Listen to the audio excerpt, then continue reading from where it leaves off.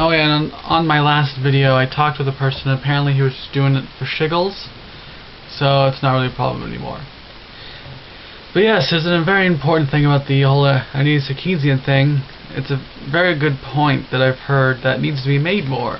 Anyway, one of the counters to Anita Sarkeesian is when she was recorded as saying something like, she's not into that kind of game, gross, implying that she's not really a gamer. The thing is that at the time, very violent FPS, as first-person shooter games, were very popular, and it may have been that she was referring to FPSs, that she's not a fan of just straight shooter games and the violence thereof. And I could see that because given the kinds of games that she says she likes and the kinds of games that she's given positive reviews on Steam, because Feminist Frequency is a Steam curator, which it's sort of like a super review user, a super user who can give reviews, which helps games out a lot. I have the feeling that she's actually an action-adventure fan. That's the kind of game that she likes are action-adventure games that are kind of arcadey.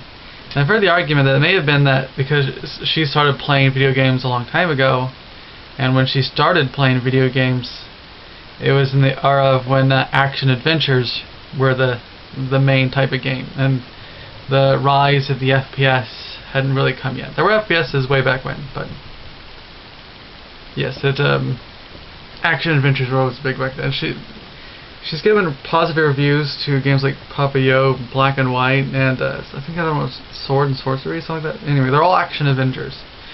So that's the thing. So she said the video which Gamergate uses to say that she's not a real gamer, it could simply mean that she wasn't okay with the gamer label at the time, because she wasn't into the main type of game at the time, which were FPSs, because she's actually an action-adventure player. So yeah, that's a good counter. So it does seem like she actually does play video games, and she actually has been playing games for a long time, despite that video that people keep bringing up. It's just that there's certain kinds of games that she doesn't like, which were popular at the time, which made her not want to label herself as a gamer during that particular talk that she was giving. So I think that was like the main argument that Gamergate had against Anita Sarkeesian. So if this counter that I've heard, that I've just told you, is true, then that would pull out a big pillar out of that argument. So right now I'm still neutral when it comes to Gamergate, though.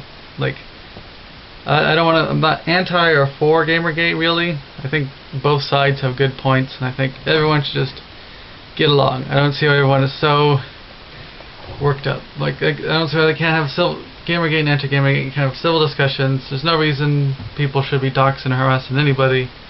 And I don't think that either side is primarily about doxing and harassing, but they both have like extremists that try to ruin other people's lives. So everyone should just get along.